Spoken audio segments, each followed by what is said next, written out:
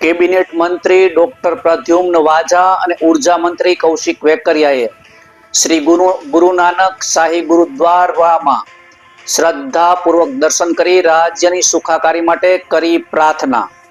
નમસ્કાર, સહજ ન્યૂઝ સાથે હું છું ગોપાલ ભેસાણીયા।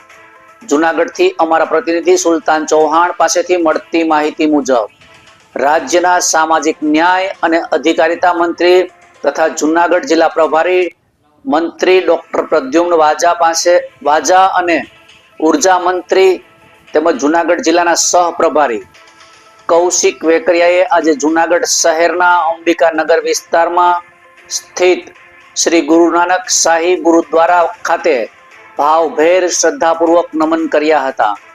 બંને મંત્રીઓએ ગુરુદ્વારામાં આયોજિત શબ્દ કીર્તનના સહભાગી બની ગુરુ ગ્રંથ સાહેબજી સમક્ષ માથું ટેકાવી રાજ્ય તથા દેશના નાગરિકોની સુખાકારી, શાંતિ, ભાઈચારો અને સમૃદ્ધિ માટે પ્રાર્થના કરી હતી।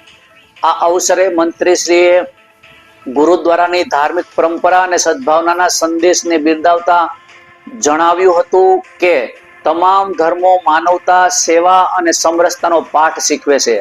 આ પ્રસંગે ગુરુદ્વારાના સેવાધારીઓ અને સમિતિના સભ્યોએ મંત્રીશ્રીઓને પરંપરાગત રીતે આવકાર આપ્યો હતો તથા ગુરુદ્વારાની સેવાકીય પ્રવૃત્તિઓ અને ધાર્મિક કાર્યો અંગે માહિતગાર કર્યા હતા।